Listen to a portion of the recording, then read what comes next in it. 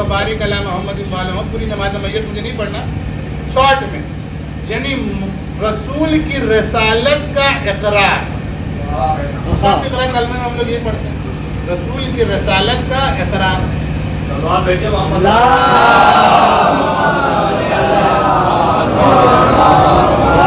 उसके बाद जो कलमे में तीसरी चीज पढ़ी जाती है वो मोमिनीन और मोमिनात की मग़फ़िरत के लिए पढ़ी जाती है। अल्लाहुम्मा अग़फ़िर लिल मोमिनीन वल मोमिनात वल मुस्लिमीन वल मुस्लिमात। हम लोग कुनूत में भी पढ़ते हैं ये दुआ। ये नमाज मैयत में वो फ़क़रात और वो कलमात हैं कि जो ऐसे नहीं है कि जिससे हम ना आशना हो।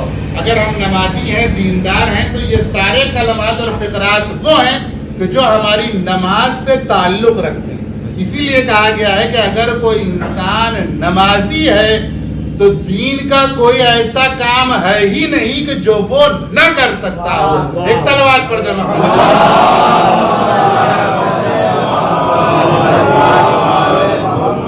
तो मोमिनीन और मोमिनात के लिए इस्तिग़फ़ार, उनकी मग़फ़िरत की दुआ होती है, उनके गुनाहों की बख्शिश की दुआ होती है।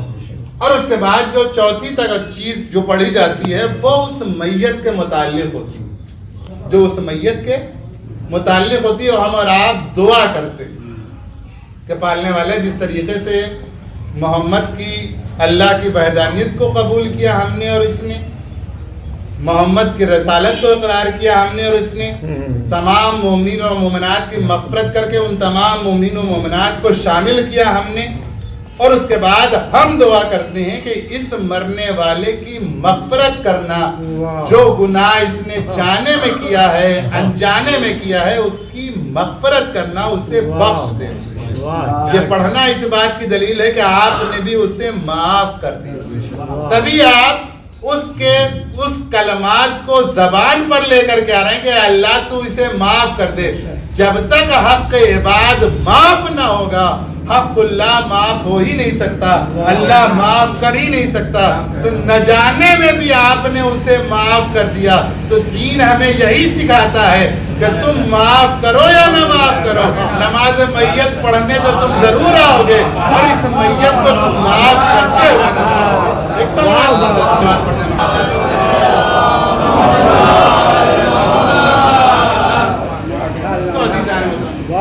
जिस आय करीमा की तिलावत का शरफ हासिल किया था, उसमें खुदाबंद आलम हमसे और आपसे यही मुतालबा कर रहा है कि देखो, अपनी अजीज तरीन शय को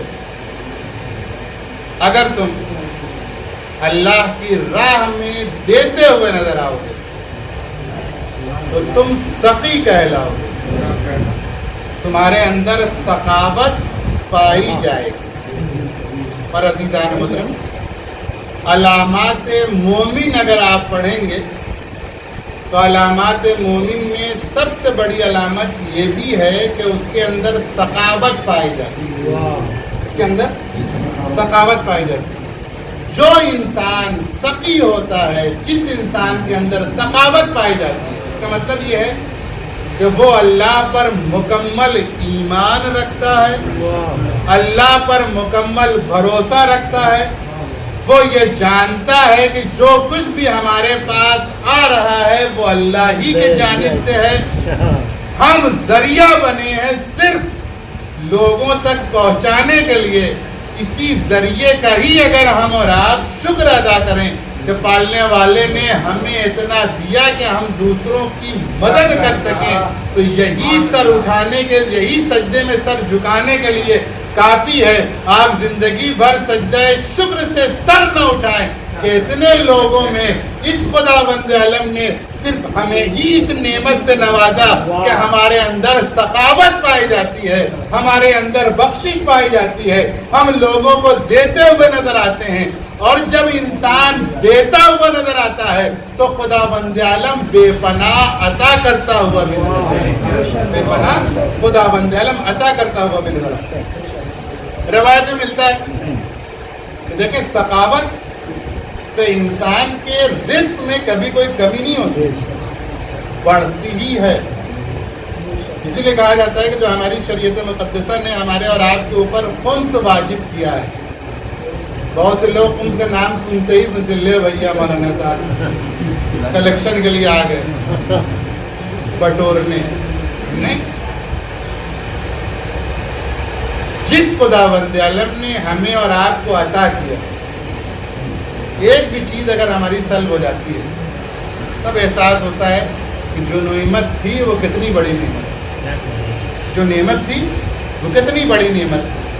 جب بھی اذیت اور تکلیف میں ہم اور آپ پہنچتے ہیں تب خداوند عالم یاد آتا ہے, تب محمد اور آل محمد یاد آتے ہیں. جب تک زندگی ٹھیک گزرتی ہے تو ہمارے اوپر کوئی اثر نہیں پڑتا. جہاں پریشانی میں مبتلا ہوتے ہیں وہاں ہم سے بڑا دیندار کوئی نہیں, وہاں ہم سے بڑا فالوور کوئی نہیں. لاک ڈاؤن میں کتنے لوگوں کے اچھے سے اچھے لوگوں کے حالات خراب ہو گئے. جو نمازی تھے تو وہ مسجد میں نہیں جا رہے تھے, جو بے نمازی تھے وہ پریشان تھے. کیسے ہم مسجد میں پہنچ جائیں, ہماری گٹیا اٹکی ہے, ہماری گوٹ اٹکی ہے, ہمیں اللہ سے رابطہ قائم کرنا ہے. تو عزیزان مطلب جو دیندار ہوتے ہیں, جو سقی ہوتے ہیں, جو مومن ہوتے ہیں, ان کا پورا بھروسہ ہوتا ہے کہ یہ جو کچھ آ رہا ہے وہ اللہ کی طرف سے, اور جب تک اللہ دے گا ہم دیتے رہیں. روایت میں ملتا ہے کہ ایک شخص بڑا مفلس حال تھا, غریب تھا, پریشان تھا, بے پناہ دعا کرتا تھا. اس کی دعا قبول نہیں ہو رہی تھی. اپنے وقت کے نبی کے پاس آئے, آنے کے بعد کہنے لگا کہ یا نبی اللہ, میری دعا قبول نہیں ہو رہی ہے. خداوند عالم نے آپ کو ہمارے لیے رسول بنا کر کے بھیجا, نبی بنا کر کے بھیجا, آپ ہمارے حق میں دعا کریے تاکہ روزی کا دروازہ کھل جائے. ہمارے گھروں میں مدتوں سے فاقے ہو رہے ہیں, ادھار مانگتے مانگتے بھی ہم پریشان ہو گئے, ادائیگی ہو نہیں رہی ہے, مزید ادھار مل نہیں رہا ہے, اب فاقوں پر زندگی بسر ہو رہی ہے. ایسا نہ ہو کہ ہمارے گھر میں فاقے کی بنیاد پر کوئی اس دنیا سے رخصت ہو جائے. تو لہذا نبی خدا آپ ہمارے حق میں دعا کریں. تو اس وقت نبی نے کہا کہ بے شک ہم تمہارے حق میں دعا کریں گے. نبی نے نام لے کر اس شخص کے لیے دعا کی.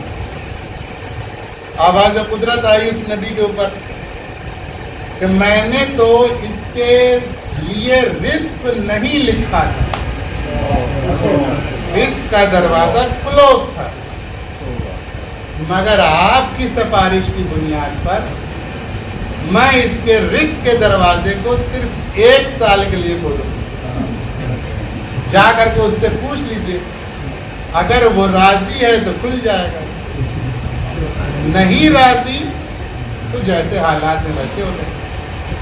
تو جو لوگ اہل بیت کو اپنا وسیلہ نہیں بناتے, کم از کم وہ لوگ تو ہوشیار ہو ہی جائیں گے کہ اگر خداوند عالم کے نزدیک ہماری روزی کا دروازہ بند ہے تو کوئی طاقت نہیں کہ ہمارے روزی کا دروازہ کھل جائے.